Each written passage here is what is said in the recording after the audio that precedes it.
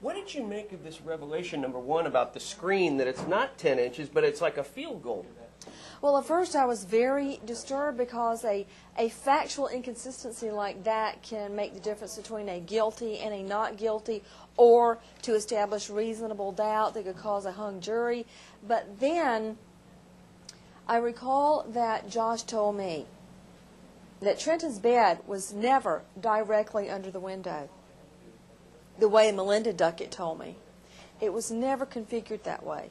The bed was actually away from the window, pushed over in the corner. Mm-hmm. So imagine a window in the center of the room, approximately the center of the room, then over in the corner the child's bed pushed into the corner. So even if the screen were cut differently, you still could not reach in and get the baby out. And there was someone who saw her come there alone at 4 o'clock, and that's without never the child. been. You know, what do you make of this new revelation about the Wendy's employees who say that they saw Melinda and Trenton?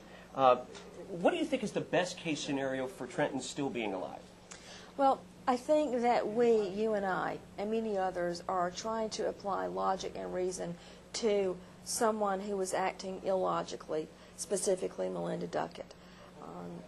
There are a lot of scenarios that you can deduce from the Wendy's employees, seeing them 20 minutes passing, seeing Melinda Duckett come back without Trenton.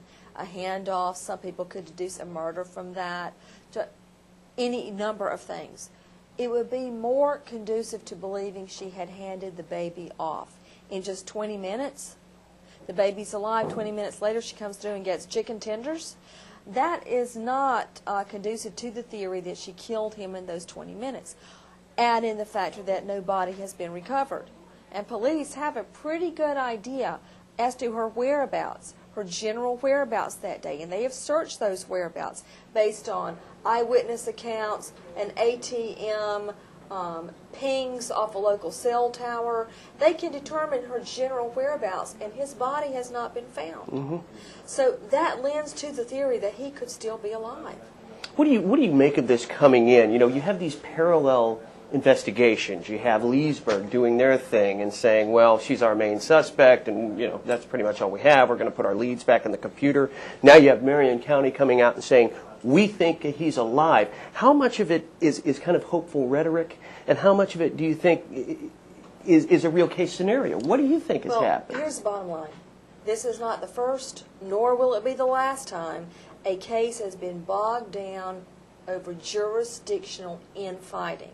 That doesn't mean the case cannot be solved. It will slow it down. And every day it's slowed down, it slims the chance of finding Trenton.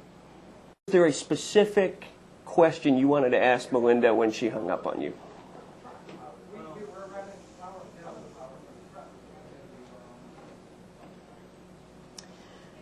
Looking back on it, there are a million questions I would want to ask her with the knowledge that I have now.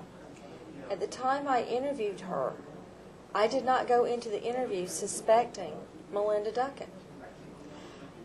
Typically, if there's any wrongdoing within the home with a child disappearance, it's typically the father, the man, the boyfriend, the live-in, the estranged boyfriend. First, if you look back at the interview, started questioning Josh. And I questioned him pretty hard until I was satisfied that he had cooperated with police, he had endured an interrogation by police, he had submitted to a polygraph, all his friends had talked to police that alibied him, and the police had also told me that they had checked out the alibi. When I began questioning Melinda Duckett, I did not go into it thinking Melinda Duckett would turn out the way she did.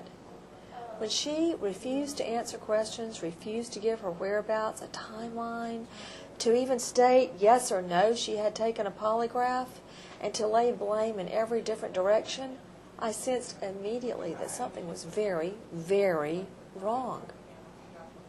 What do you say to people who I know have made the allegation, Nancy Grace, you had something to do with what Melinda Duckett did?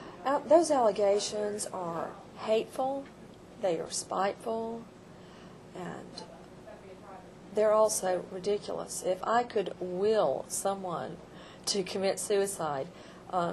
Believe me, Osama bin Laden and Saddam Hussein and many, many others would be dead long ago, all right? It's impractical, it's illogical, and it's hateful. So I've tried not to dwell on that and those haters, and to try to focus my energy and my ability, such as it is, toward helping find Trenton Duckett. So, do you have any regrets about that line of questioning? No, I do not. I only wish that I could have questioned her more, but there is no way she would have answered any further questions. In fact, the day that Melinda Duckett shot herself, the FBI were en route to the residence at that moment. And instead of meeting the FBI, she killed herself. And of course, my heart goes out to anyone that is in